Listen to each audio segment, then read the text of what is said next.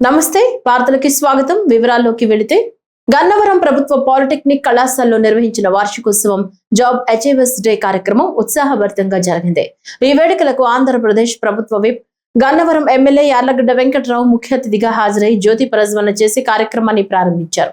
కళాశాలలో 4 విభాగాలకు చెందిన మొత్తం 132 మంది ఫైనల్ ఇయర్స్ విద్యార్థులు వివిధ ప్రముఖ సంస్థల్లో ఉద్యోగాలకు ఎంపిక కావడంతో 100% ప్లేస్మెంట్లు నమోదయ్యాయి.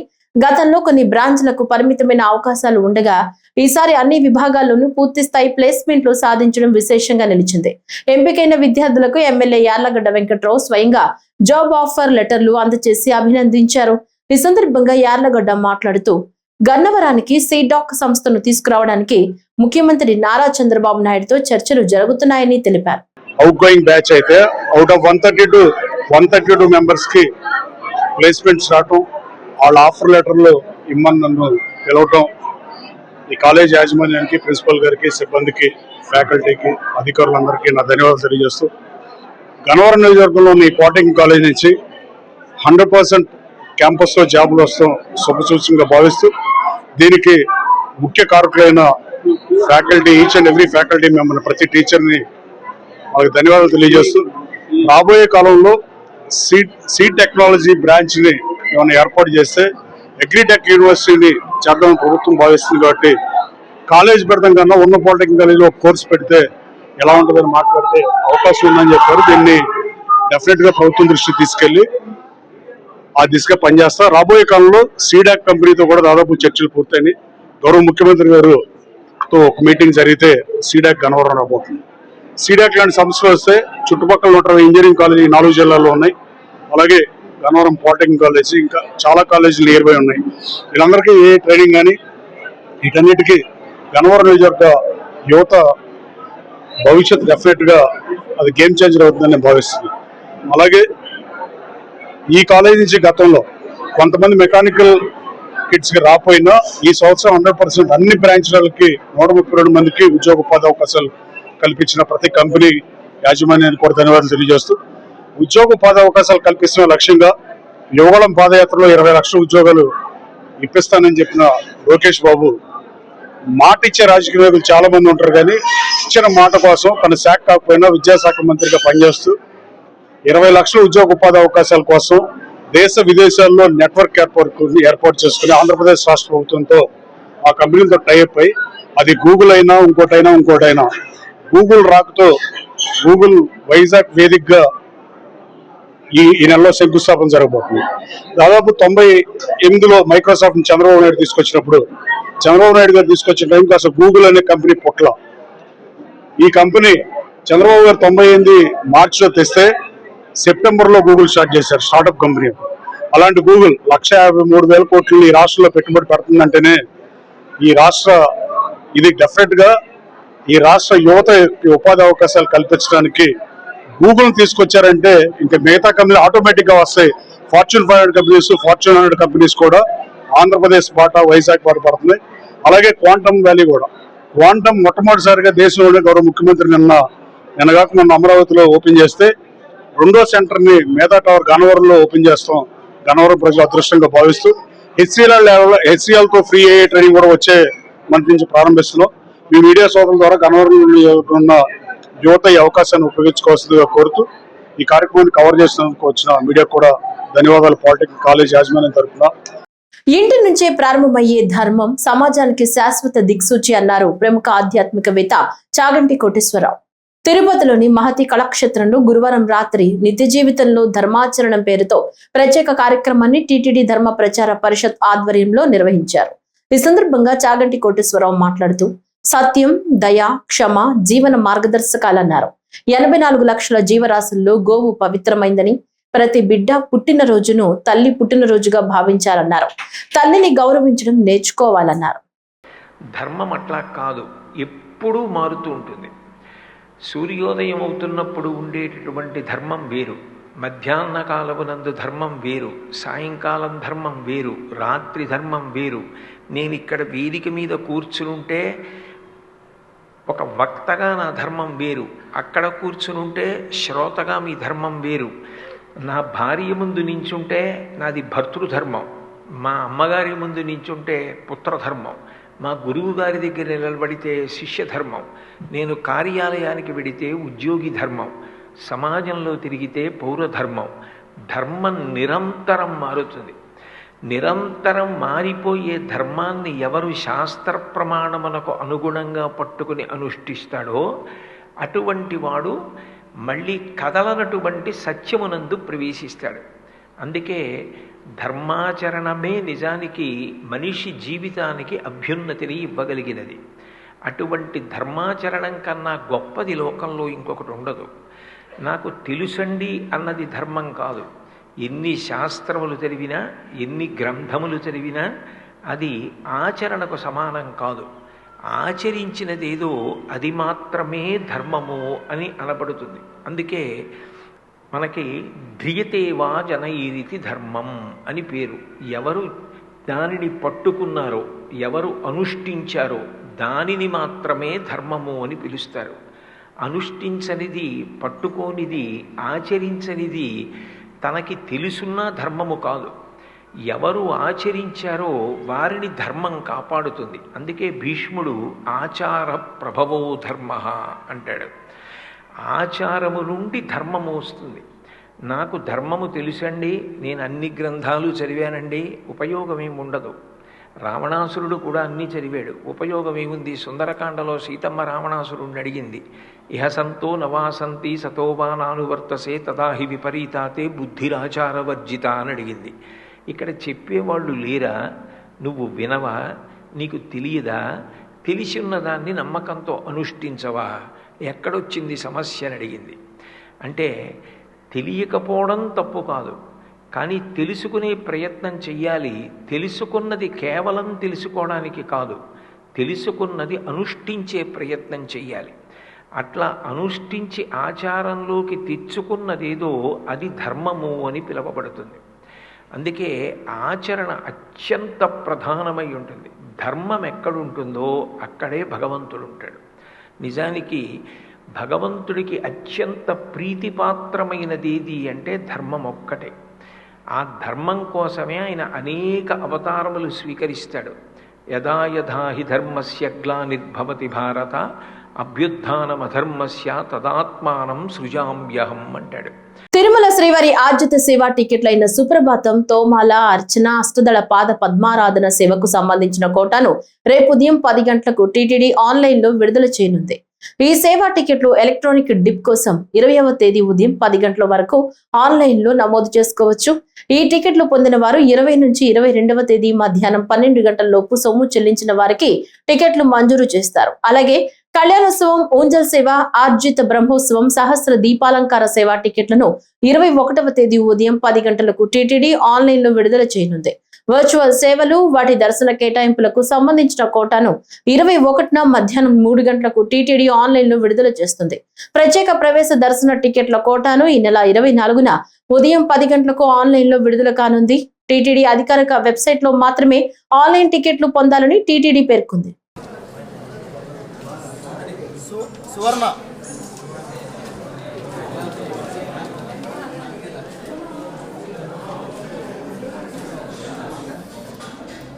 సార్ మంచం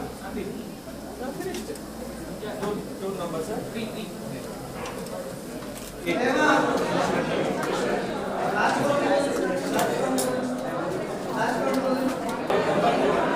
ఆపరేటర్ జ్యోతి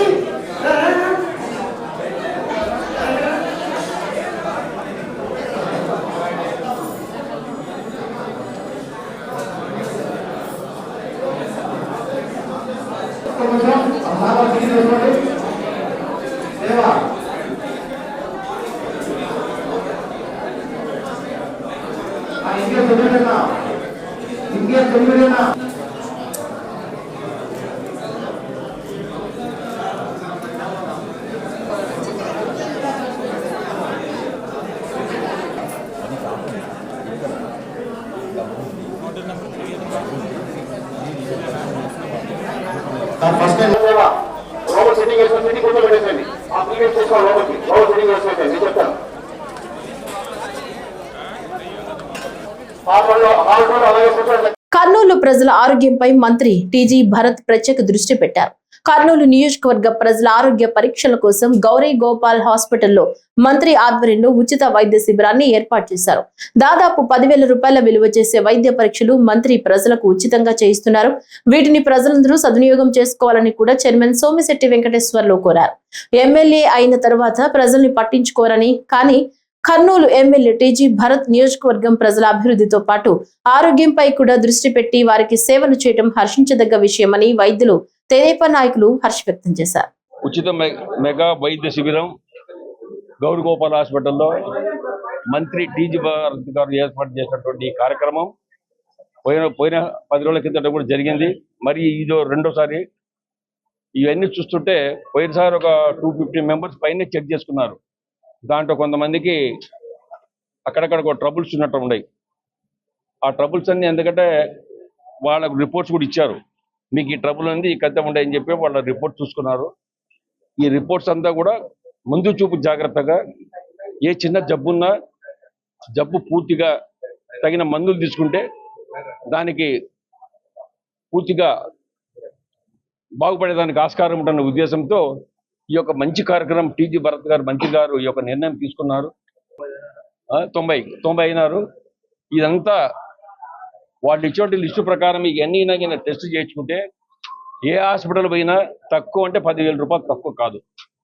10,000 అయినా డబ్బులు పోయినా కరెక్ట్ రిపోర్ట్స్ అనేది ఉండాలి.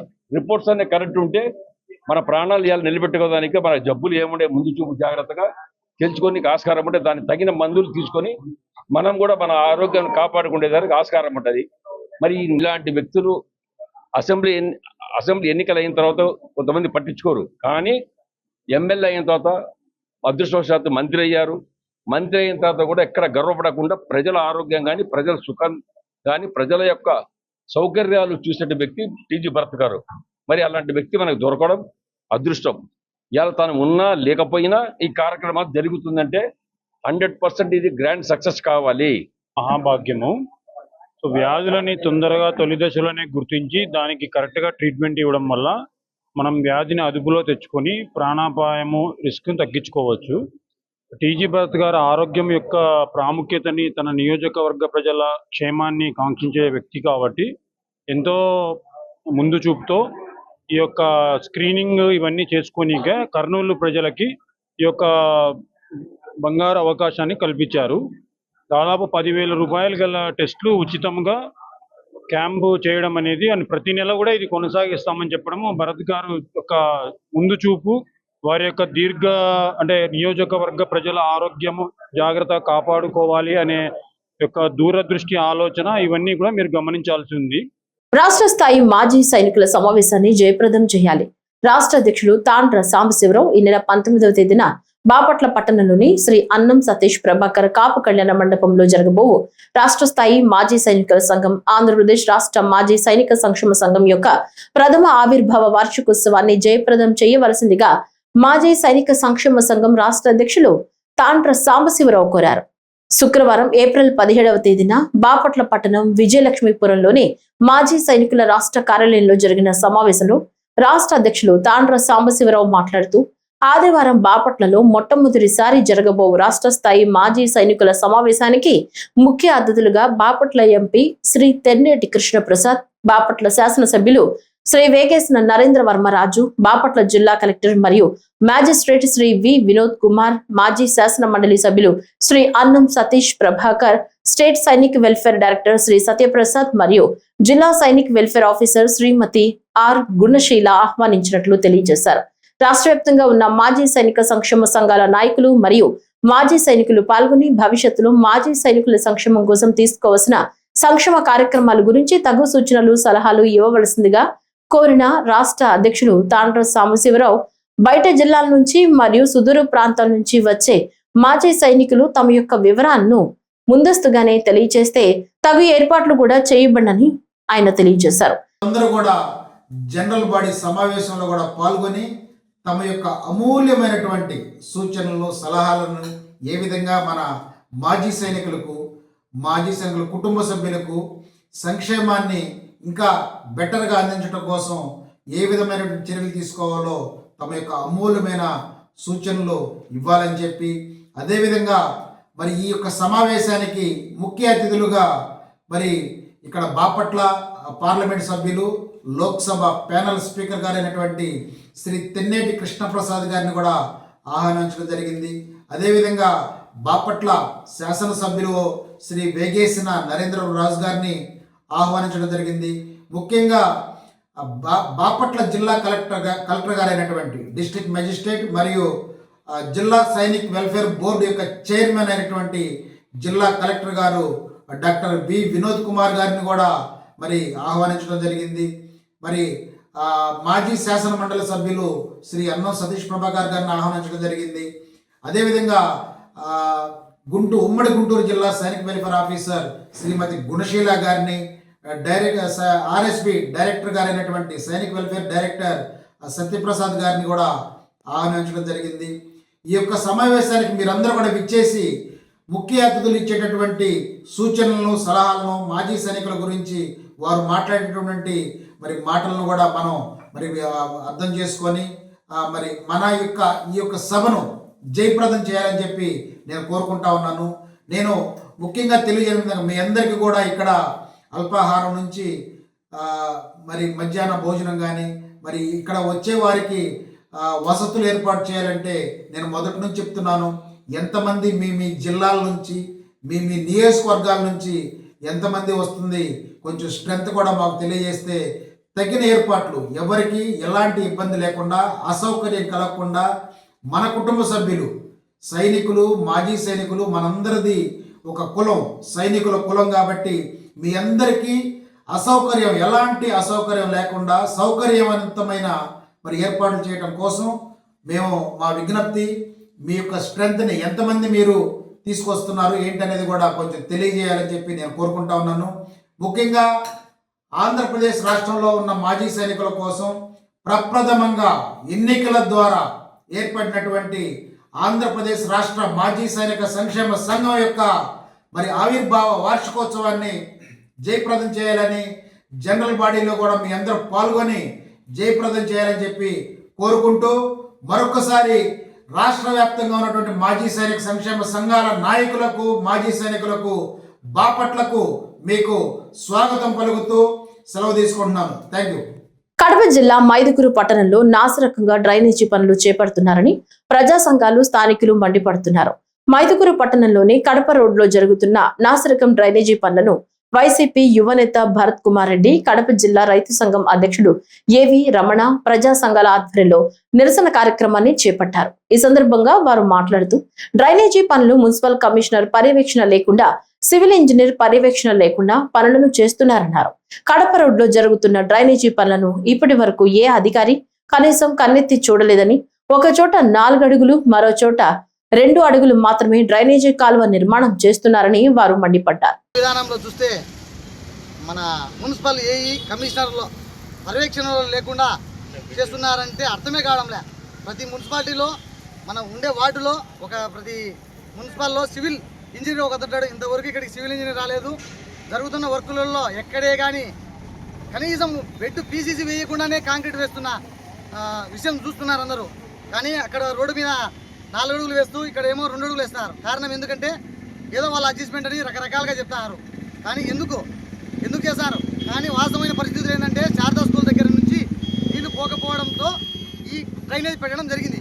కానీ ఇక్కడే ఏం జరుగుతుంది? ఇక్కడ పెట్టడము 2 అడుగులు పెట్టి ఎక్కడ ఏమీ ఇల్లు లేని పక్కన 4 అడుగులు డ్రైనేజ్ పెట్టారు.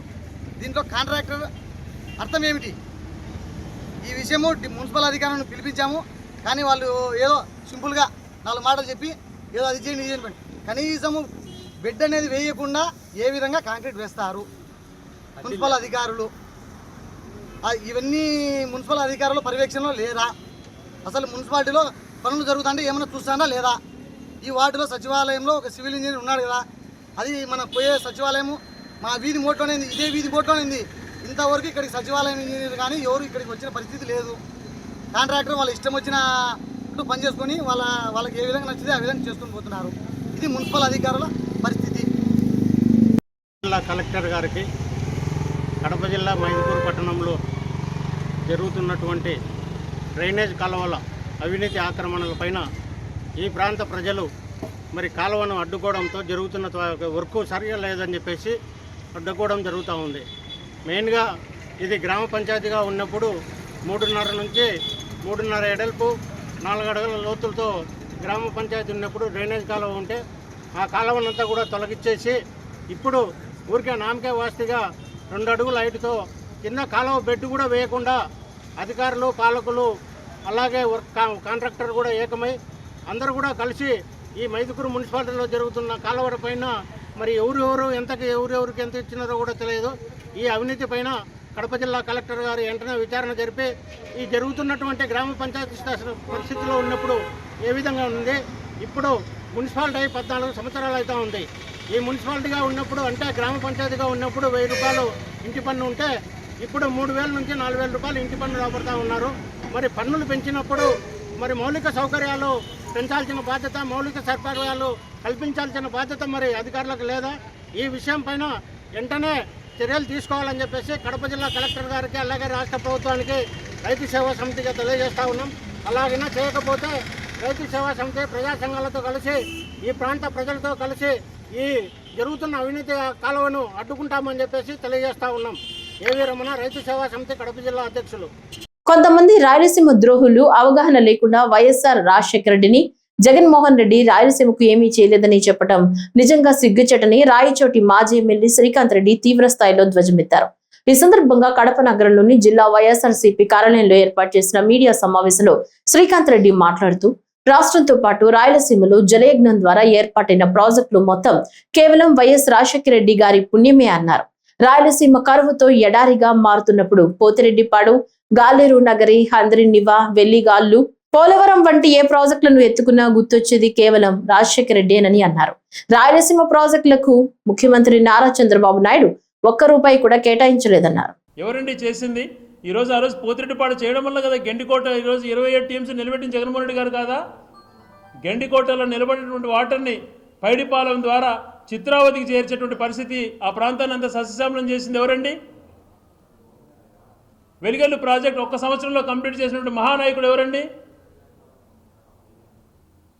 వీటన్నిటినీ కూడా మంచి ఉద్దేశంతో తీసుకెళ్లి మంచిగా చేస్తే నువ్వు నిర్వీర్యం చేసి మేము 42,000 కోట్లు భవిష్యత్తులో ఖర్చు పెట్టబోతామని చెప్తున్నాడు ఆ ఫైనాన్స్ మినిస్టర్ పెద్ద ఆయన ఒక ఆయన. ఎందుకు ఆ మాట చెప్తున్నాడు అని అంటే ఈరోజు సెల్ఫ్ సస్టైనబిలిటీ సిటీ, సెల్ఫ్ ఫైనాన్స్తో నిర్మిస్తున్నాం సిటీ అని చెప్పి 2 లక్షల కోట్లు అక్కడ అన్ని ప్రాంతాలపైన ఖర్చు పెట్టిస్తూ మళ్ళీ మభ్యపెట్టడానికి ఇప్పుడు ₹1 డబ్బు లేదు, ప్రభుత్వం ఖజానా ఖాళీ అని చెప్పేటువంటి వాళ్ళు 42,000 కోట్లు ఖర్చు పెడతారంట. ఏ ప్రాజెక్ట్కి ఎంత ఖర్చు పెడతారో చెప్పమని చెప్పి సవాల్ చేస్తున్నాం. ఇదేగా ఈ ప్రాంతంలో కరువు శాశ్వతంగా నిర్మూలించడానికి హంద్రినివాను మళ్ళీ కూడా కంప్లీట్ చేయడానికి నిధులు కేటాయించాడు జగన్మోహన్ రెడ్డి గారు. దాంతోపాటు గెండికోటలో ఉన్నటువంటి నీళ్లను హంద్రినివా ద్వారా అనంతపురం జిల్లాకు పూర్తిగా సరిపోతాయి, ఈ ప్రాంతానికి కూడా సపరేట్గా ఉండాలా ఎన్ని ప్రాంతాలకు అని చెప్పి పులివెందల, రాయచోటి ఇట్లా మదనపల్లె ఏరియా కరువు ప్రాంతాల కోసం అని చెప్పి హెచ్ఎన్ఎస్ఎస్ నుంచి జిఎన్ఎస్ఎస్ నుంచి హెచ్ఎన్ఎస్కి లింక్ కూడా పెట్టాడు. ఆ ప్రాజెక్ట్ దాదాపుగా 60% కంప్లీట్ అయితే మూలన పడేశారు. ఇటువంటి టేకప్ చేయని వాళ్ళు 42,000 కోట్లు ఖర్చు పెడతారా? హంద్రినివా కెనాల్ని 6,000 క్యూసెక్స్కి పట్టారు, 3,000 క్యూసెక్లు తక్కువ వస్తుంది, 6,000 క్యూసెక్లకు చేయాలని చెప్పి ఎవరో ఆలోచన చేసి ఆ ప్రాజెక్టు నిర్మాణానికి శ్రీకారం చుట్టిన జగన్మోహన్ రెడ్డి గారు కాదా? ఈరోజు ఈ ప్రాంతంలో శ్రీ సిటీ రాయలసీమ ప్రాంతంలో వచ్చిన కియా ప్రాజెక్టు, గొల్లపల్లి రిజర్వాయర్ ఉందని చెప్పి కియా ప్రాజెక్టు వచ్చింది. వీటికన్నిటికీ కారకులు తండ్రి కుమారులు. వాళ్ళు ఈ ప్రాంతానికి చేసినటువంటి మేలును మీరు చులకన చేసి మాట్లాడడం, మీరేమి చేయకపోయినా ఏదో చేయబోతున్నామని చెప్పి మాట్లాడుతున్నారు. ఒక రాయలసీమ ప్రాజెక్టులు ఎందుకు మీరు ఈ గతంలో అంత నిర్లక్ష్యం చేశారు, ఇప్పుడు ఈ 2 సంవత్సరాల్లో ఏం చేశారు అంటుండేది మీరు చెప్పాల్సిన బాధ్యత మీ పైన ఉంది. అదేమి చేయకుండా ఉన్న ప్రాజెక్టును, అయిపోయే ప్రాజెక్టును రాయలసీమ లిఫ్ట్ను ఆపేసి అది కూడా పక్క రాష్ట్ర సీఎంతో కుమ్మక్కై వాళ్ళకు లబ్ధి చేకూరే విధంగా ప్రయత్నం చేస్తూ రాయలసీమ గొంతుకొస్తూ రాయలసీమ ప్రాంతానికి వచ్చినటువంటి హైకోర్టును మూవ్ చేసి ఈ ప్రాంతానికి వచ్చినటువంటి లా యూనివర్సిటీని తీసేసి ఇక్కడ ఏర్పడినటువంటి సెజ్జులకు నిర్లక్ష్యం చేస్తూ ఈ ప్రాంత ప్రాజెక్టులు నిర్వీర్యం చేస్తున్నారు. ఈ ప్రాంతం అన్ని ప్రాంతాలతో పాటు సమానంగా అభివృద్ధి చెందాలా. రాయలసీమకు ఒకప్పుడు రాజధాని ఉండేది, కర్నూలు అటువంటిది ఉండేది. కనీసం రాజధాని లేకపోయినా హైకోర్టు అన్నటువంటిది ఉంటే కన్నా ఈ ప్రాంతానికి కొద్ది గొప్ప న్యాయం చేసేట్టు ఉంటుంది అని చెప్పి అన్ని రకాల పర్మిషన్స్ కోసం ప్రయత్నం చేసి అలైడ్ కోర్ట్స్ కూడా ఏర్పాటు చేసి కర్నూలులో మంచి చేయాలని ప్రయత్నం చేస్తే నిర్దాక్షిణ్యంగా ఓవర్ నైట్ హైకోర్టు తరలిస్తే కూడా మాట్లాడలేకున్నారు అని అంటే మీరు ఈ ప్రాంతాన్ని గొంతుకొస్తున్నట్టు కాదా? ప్రొద్దుటూరు కొత్తపల్లి పంచాయతీలోని దేవాదాయ శాఖ భూములకు ఎటువంటి అప్రూవల్ రాకుండా ఏ విధంగా భూమి పూజ చేస్తారని ప్రొద్దుటూరు వైస్ చైర్మన్ బంగారు రెడ్డి ప్రశ్నించారు. ఈ సందర్భంగా ప్రొద్దుటూరులోని కొత్తపల్లి పంచాయతీలోని దేవాదాయ శాఖ భూముల్లో జరుగుతున్న పనులను ప్రొద్దుటూరు వైస్ చైర్మన్ బంగారు రెడ్డి పరిశీలించారు. 11 ఏళ్ల లీజు పేరుతో దేవుడి మాన్యానికి సంబంధించిన 1 ఎకరా 35 సెంట్ల భూమిని అప్పనంగా కొట్టేసేందుకు కుట్ర పన్నుతున్నారని ఆయన ఆరోపించారు. దేవాదాయ శాఖల అనుమతి రాకుండానే భూమి పూజ చేయడం వెనుక ఆంతర్యం ఏమిటని ఆయన ప్రశ్నించారు. దేవుడి భూమిని కాజేయాలని చూస్తూ ఊరుకోమని ఆయన హెచ్చరించారు. అక్రమాలకు పాల్పడుతున్న శివచంద్రారెడ్డిపై అధికారులు తక్షణమే చర్యలు తీసుకోవాలని వైస్ చైర్మన్ బంగారు రెడ్డి డిమాండ్ చేశారు. ప్రొద్దుటూరు శివాలయం సంబంధించిన భూమిలో భూమి పూజ చేసినారు. అందరికీ నమస్కారం. ఈరోజు కొత్తపల్లె పంచాయతీలో ఎఫ్జీ కళ్యాణ మండపం ఎదురుగా ఆటోనగర్ పక్కలో శివాలయానికి సంబంధించి 1 ఎకరా 34 సెంట్లు స్థలం భూమి ఉంది. ఈ భూమిని 31/3/2023 వేలానికి వచ్చింది. లీజు వేలానికి 11 సంవత్సరాలకు వేలానికి పిలిచినారు.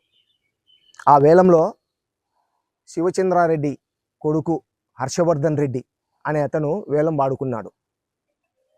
తక్కువ అమౌంట్కు 1,15,900 రూపాయలతో వాడుకున్నాడు. పాడుకున్న తర్వాత ఇది అన్యాయంగా శివచంద్రారెడ్డి పాడుకున్నాడు వాళ్ళ కొడుకు పేరుతో అనే ఉద్దేశంతో మాజీ ఎమ్మెల్యే గారు అప్పట్లోనే దీనిపైన ఓ పిటిషన్ పెట్టాడు, దీన్ని రద్దు చేయండి అని. దాని కారణంగానే ఈ రోజుటి వరకు ఈ శివచంద్రారెడ్డి కొడుకు పేరుతో అప్రూవల్ ఇవ్వలే. గవర్నమెంట్ ఎండోమెంట్ ఆఫీసుల నుంచి వీళ్ళకి అప్రూవల్ రాలే. ఇప్పుడు శివచంద్రారెడ్డి అప్రూవల్ రాని దాన్ని ఇక్కడ భూమి పూజ చేసినాడు. మీ అందరికీ చూపించిన బిల్డింగులు కట్టేదానికి లైన్లు వేసినాడు. దీనికంత కారణం ఈరోజు తెర ముందర శివచంద్రారెడ్డి, తెర వెనకల కొండారెడ్డి, ఆ పైన వరదరాజుల రెడ్డి. దీనికంత కారణం అప్రూవల్ లేని దాంట్లో, అప్రూవల్ రాని దాంతో ఏ విధంగా భూమి పూజలు చేసి, ఏ విధంగా బోర్లు వేసి, ఏ విధంగా బిల్డింగులు కట్టి మీరు లీజులకు ఇచ్చుకోవాలని చూస్తున్నారు. ఎమ్మెల్యే గారు నీతి మాటలు చెప్తారే, మీ పార్టీలో శివచంద్రారెడ్డిని ముందర పెట్టి కొత్తపల్లె పంచాయతీలో అన్ని విషయాలలో కూడా ఆయనను ముందర పెడుతున్నారు.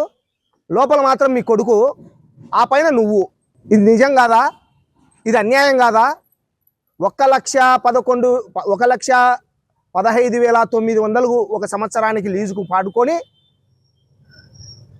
అంత మెయిన్ రోడ్లో ఆటోనగర్ పక్కలో లక్షలు విలువ చేసే, కోట్ల రూపాయలు విలువ చేసే భూమిలో సంవత్సరానికి 1,15,000 ఎట్లా మీరు ఈరోజు అనుమతిస్తున్నారు? అధికారులు ఏం చేస్తున్నారు? మీ పాలక మండలి ఏం చేస్తుంది? మహిళలకు ఇచ్చిన హామీలను నిలబెట్టుకోవడంలో కూటమి ప్రభుత్వం పూర్తిగా విఫలమైందని వైఎస్ఆర్ కాంగ్రెస్ పార్టీ మహిళా విభాగం నగర అధ్యక్షురాలు బండి దీప్తి మండిపడ్డారు. కడప నగరంలో వైఎస్ఆర్ కాంగ్రెస్ పార్టీ కార్యాలయంలో మహిళా అధ్యక్షురాలు దీప్తి రెడ్డి కూటమి ప్రభుత్వంపై తీవ్ర విమర్శలు చేశారు. మహిళలకు 30% రిజర్వేషన్లు కల్పిస్తామని ఇచ్చిన హామీ ఇప్పటి వరకు అమలు చేయకపోవడం పట్ల అసంతృప్తి వ్యక్తం చేశారు. మహిళలకు ఇచ్చిన హామీలను నిలబెట్టుకోవడంలో ప్రభుత్వం విఫలమైందని ఆరోపించిన ఆమె తక్షణమే 30% రిజర్వేషన్లు అమలు చేయాలని డిమాండ్ చేశారు. లేని పక్షంలో మహిళలు పెద్ద ఎత్తున ఆందోళనలు చేపడతారని హెచ్చరించారు. మహిళలకు కేటాయించిన 33% రిజర్వేషన్ మీద జరుగుతుంది. దీన్ని జగనన్న తరపున, వైఎస్ఆర్ కాంగ్రెస్ పార్టీ తరపున మేమందరము సమర్థిస్తున్నాము. మేమందరం ఈరోజు ఈ బిల్లు ఈరోజు కొత్తగా వచ్చింది కాదు. నిజంగా చెప్పాలంటే జగనన్న నడిపిన 5 ఏళ్ల పరిపాలనలో 33 కాదు కదా 50% రిజర్వేషన్ ఇచ్చి ఒక కార్పొరేషన్ ఎలక్షన్స్ నుంచి స్థానిక సంస్థల ఎలక్షన్స్ అన్నిటిలోనూ మహిళలకు అత్యుత్తమైన స్థానాన్ని కల్పించింది జగన్మోహన్ రెడ్డి గారు.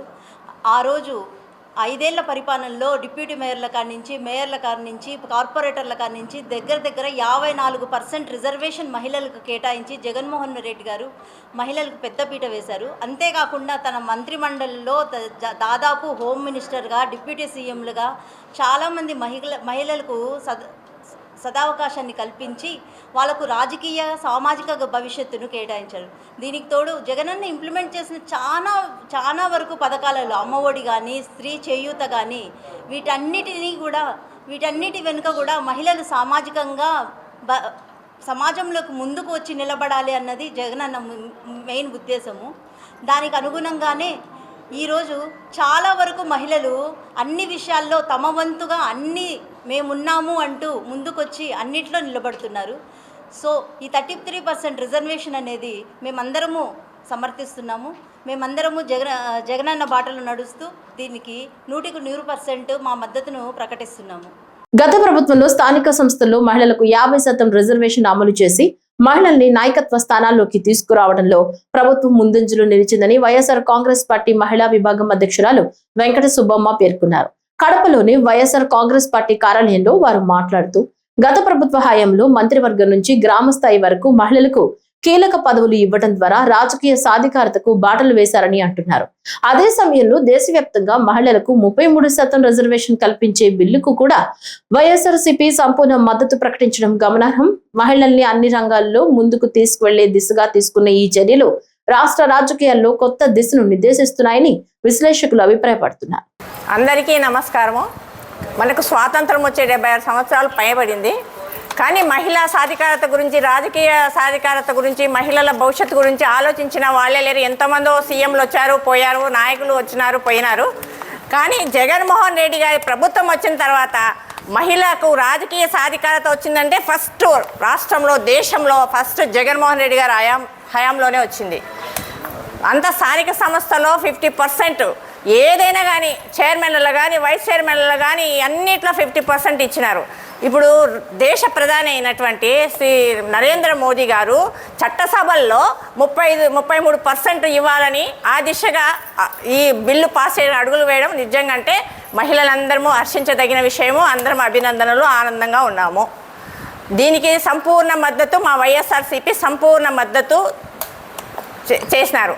ఎంతమంది ఎన్ని ప్రభుత్వాలు వచ్చినా కూడా రాజకీయంగా తెచ్చినారంటే ఫస్ట్ ఒక హోమ్ మినిస్టర్ని చేసింది మన వైఎస్ జగన్మోహన్ రెడ్డి గారు, ఒక డిప్యూటీ సీఎం చేసింది మహిళలను వైఎస్ జగన్మోహన్ రెడ్డి గారు, శాసన మండలిలో డిప్యూటీ స్పీకర్ చేసింది కూడా ఒక ముస్లిం మైనార్టీ మహిళలను మన జగన్మోహన్ రెడ్డి గారు. జగన్మోహన్ రెడ్డి గారు తర్వాత అందరూ చేసినారు.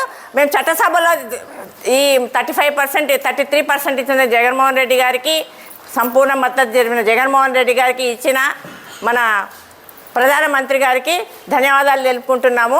మహిళలకి ఎంత చేసినా ఏదైనా ఏమంటారు, ఈ పథకాలలో కూడా 75% ఏదొచ్చినా నిజంగా అంటే జగన్మోహన్ రెడ్డి ప్రభుత్వంలో ఎంత హాయిగా ఉన్నారంటే రాష్ట్రమంతా, దేశమంతా ఇట్లాగే ఉంటే చాలా ఆనందంగా ఉంటుందని మేము అనుకుంటున్నాము.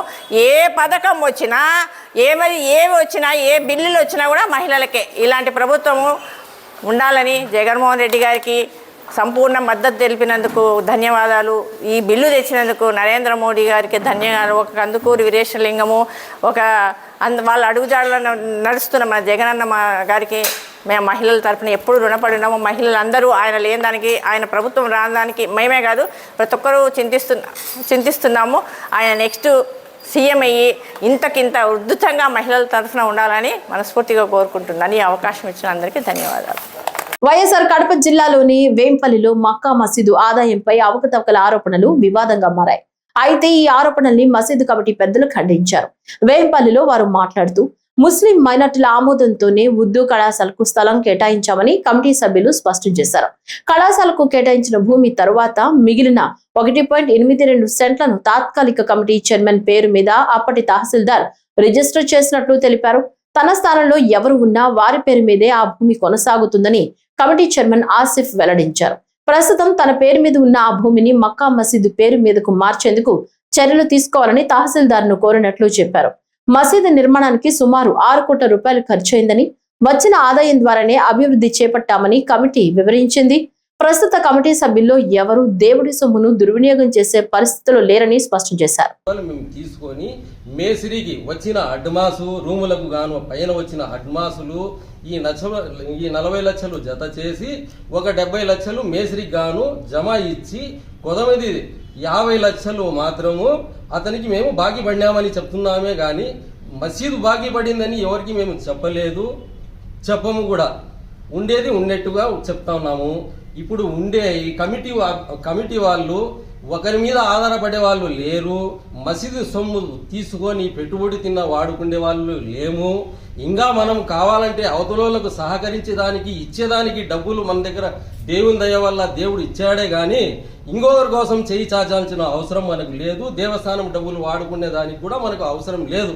దేవుని దయ వల్ల దేవునికి ఇంకా అవసరం వస్తే మేమే చేతి నుంచి వేసేదానికి మేము సిద్ధంగా ఉన్నాము. 104 రూములు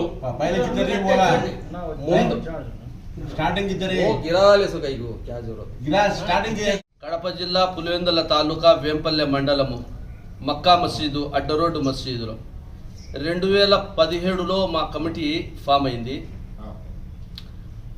తర్వాత ఉర్దూ కాలేజ్ ప్రపోజల్ వచ్చింది. మా ఉర్దూ కాలేజు ప్రజా సేకరణ షాదీఖానాలో పెట్టినారు. ప్రజలంతా వేంపల్లి ప్రజలంతా వచ్చి దాని ఏకగ్రీవంగా మక్కా మసీదు 1 ఎకరా ఇస్తామని చెప్పి వేంపల్లి పెద్ద మనుషులంతా వచ్చి మాట్లాడినారు.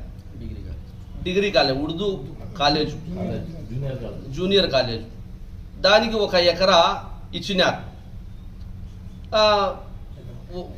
దానికి మిగులు భూమి 1 ఎకరా 84 సెంట్లు ఉంది కదా, తాత్కాలిక ప్రెసిడెంట్ మీద ట్రాన్స్ఫర్ చేసినారు. ముందు ఉండే ప్రెసిడెంట్ మీద నుంచి తాత్కాలిక ప్రెసిడెంట్ అయిన నేను మంగపట్నం ఆసిఫ్ హుసేన్ నా మీద ట్రాన్స్ఫర్ చేసినారు ఎంఆర్ఓ గారు. దాన్ని కొందరు ప్రజలు నా మీద నేను రాపించుకున్నానని చెప్పి నిందలు వేస్తున్నారు. అందుకోసము నేను ఈ ప్రెస్ మీట్ ఏర్పాటు చేసి దీనికన్నా ముందు ఎంఆర్ఓ గారికి అర్జీ ఇచ్చినాం. పోయి మేము అర్జీ ఇచ్చి, సార్ ఈ తాత్కాలిక ప్రెసిడెంట్ అయిన నేను నా పేరు మీద తీసివేసి మక్కా మసీద్ అయినటువంటి పేరు రావాల్సిందిగా నేను ఎంఆర్ఓ గారిని అభ్యర్థించిన. దానికి సారు గారు ఏమన్నారు, ఇది ఒక వ్యక్తి మీద తాత్కాలిక ప్రెసిడెంట్ అయిన ఎవరు ఉంటారో వాళ్ళ మీద వస్తుందని చెప్పినారు. కానీ నేను కలెక్టరేట్ దగ్గరికి పోయి సార్తో మాట్లాడి దీనికి ఏమన్నా పరిష్కారం ఉందేమో చూసి నేను మీకు మక్కా మసీదు పేరు వచ్చేటట్టుగా చేస్తానని చెప్పి ఆయన హామీ ఇచ్చినారు. అందుకోసం ఈ ప్రెస్ మీట్ నేను పెట్టినాను. రూములకు గాను 102 రూములకు గాను 550 యూనిట్లు దాకా వచ్చింది. సుమారుగా 1,05,000 యూనిట్ 1,05,000తో 5,42,83,000 దాకా అయింది. రోడ్ ఎంక్రోచ్మెంట్కు అమౌంట్ పోను, మిగతా భూమి మిగతా అమౌంట్ మేము ఆయనకి ఇచ్చి ఇంకా ఇంచుమించు 50 లక్షల దాకా బాకీ పడినాం. మీకు ఎవరికన్నా అనుమానం ఉంటే వచ్చి లెక్కచారం చూసేదానికి మనం ఎప్పుడైనా సిద్ధంగా ఉన్నాం. లెక్కచారం చూసి మీరు చూస్తున్నారు, అంతే కదా. అగ్ని ప్రమాదాల నివారణపై ప్రజల్లో అవగాహన పెంచేందుకు అగ్నిమాపక శాఖ ప్రత్యేక కార్యక్రమాలు నిర్వహిస్తోంది. అగ్నిమాపక వారోత్సవాల సందర్భంగా 3వ రోజు వేంపల్లిలో విస్తృత అవగాహన కార్యక్రమం చేపట్టారు.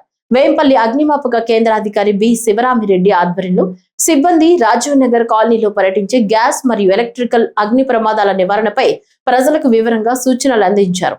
కరపత్రాలు పంచుతూ అగ్నిమాపక విన్యాసాలు ప్రదర్శించి ప్రజలకు అవగాహన కల్పించారు. అదేవిధంగా లాహిత్య క్రాకర్స్ గోడౌన్ వద్ద యజమాని మరియు సిబ్బందికి కూడా అగ్ని ప్రమాదాలపై జాగ్రత్తలు వివరించారు. ఈ కార్యక్రమంలో ఫైర్ ఆఫీసర్ తో పాటు అగ్నిమాపక సిబ్బంది పాల్గొన్నారు. అగ్ని ప్రమాదం జరిగిన వెంటనే 101 నెంబర్కు సమాచారం ఇవ్వాలని అధికారులు సూచించారు.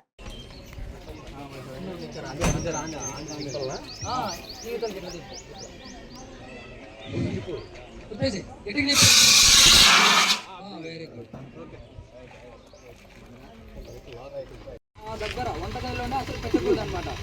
అక్కడ పెట్టడం వల్ల ఏమవుతుందంటే జరిగిన ప్రమాదము ఆ సిలిండర్కి అయితే పక్కనున్న సిలిండర్ కూడా అనుకొని ఇంకా ఎక్కువ ప్రమాదం జరగడానికి అవకాశం ఉంటుంది. ఆ ఇళ్ళంతా పేలిపోవడం కానీ పక్క ఇళ్ళకు కూడా వ్యాపించి అక్కడ కూడా మొత్తం ఈ విధంగా ప్రమాదం జరిగి వాళ్ళ ఇల్లు కూడా దెబ్బతింటాయి. అందులో ఉన్న జనాలు కానీ పిల్లలు కానీ వృద్ధులు కానీ వాళ్ళందరూ కూడా ప్రమాదం బారిన పడి అగ్ని ప్రమాదం బారిన పడి చనిపోవడానికి లేదా గాయపడడానికి అవకాశం ఎక్కువ ఉంటుంది అనమాట. అలా ఏం చేయకూడదు. అలాగే నూలు దుస్తులు మాత్రమే ధరించాలి వంట చేసేటప్పుడు వీలైతే. ఒకవేళ పొరపాటున మనకు వంట చేసినప్పుడు మనకు ఫైర్ అంటుకుందనుకోండి, మీరు పరిగెడితే గాలి ఎక్కువ వీస్తుంది, ఆ గాలికి ఇంకా ఎక్కువ మంట ఉడుతుంది అనమాట మనకి. అలా కాకుండా కిందనే పడుకొని అటు ఇటు దొరలాలి. అటు ఇటు దొరికితే ఏమవుతుంది, ఫైర్ అనేది ఆరిపోతుంది అనమాట. లేదా ఎవరైనా దగ్గరలో ఉంటే వెంటనే ఒక దుప్పటి తీసుకొని వాళ్ళకి కప్పేసేయాలి. వాటర్లో కప్పేసి వెంటనే వాటర్ తగలకూడదు అంటారు, వాటర్ తగలాలి, వెంటనే కప్పేసేయాలి. కప్పేస్తే మినిమం వాళ్ళ టెంపరేచర్ని మనము ఆ ప్రమాదం బారి నుంచి రక్షించిన వాళ్ళం అవుతాము. వెంటనే మనం 108కి అంబులెన్స్ కాల్ చేస్తే వాళ్ళు వచ్చి అక్కడికి తీసుకెళ్ళి ట్రీట్మెంట్ స్టార్ట్ చేస్తారనమాట. వంటగదిలో కన్ఫర్మ్గా గాలి వెలుతురు చేతిలో ఉండాలి. అదనంగా సిలిండర్లు ఉంచకూడదు. ఏదైనా ప్రమాదం జరిగితే వెంటనే మీరు భయపడుకోకుండా బయటికి రాకోకుండా రెగ్యులేటర్ ఆఫ్ చేయాలి. ఇంకా కిరోసిన్ స్టవ్ వీటిలో కింద పెట్టి పైపోకుండా, ఇప్పుడంటే లేవు, ఒకవేళ ఉంటే కిరోసిన్ స్టవ్ వాటిల్లో పైనుంచే చాలా హైట్లో పెట్టి కిరోసిన్ స్టవ్ మన ఎడ్జ్లోకి ఇట్లా పోయాలి కిరోసిన్ పోసేటట్లు అయితే.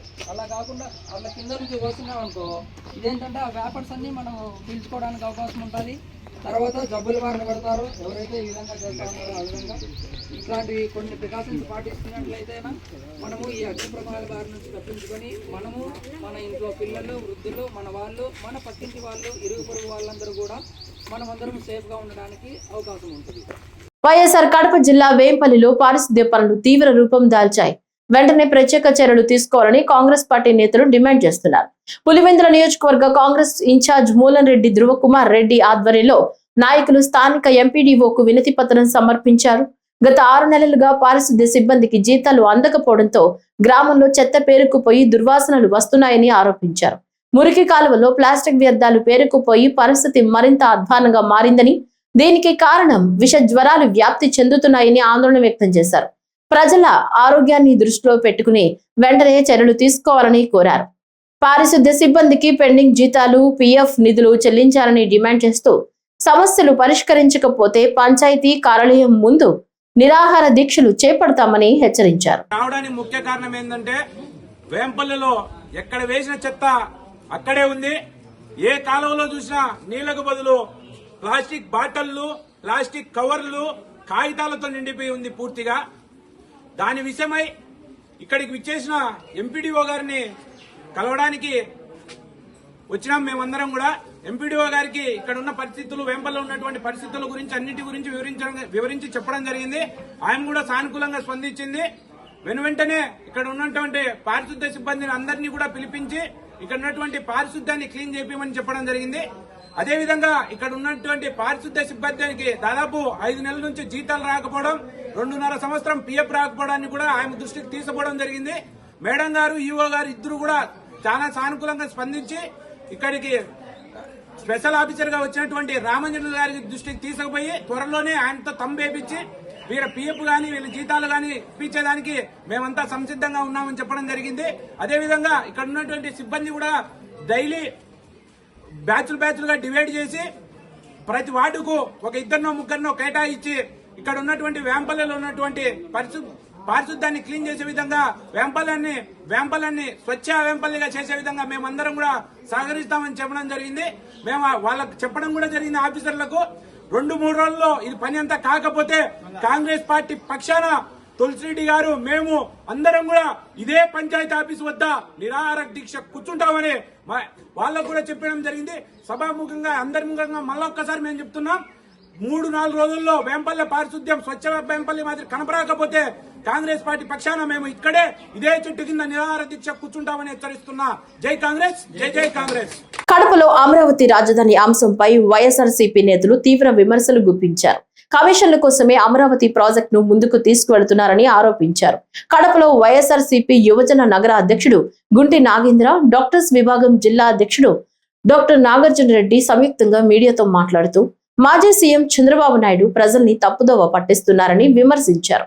అమరావతిని స్వయం సమృద్ధి నగరంగా చూపిస్తూ భారీ ఖర్చులు ప్రజలపై మోపుతున్నారని అన్నారు.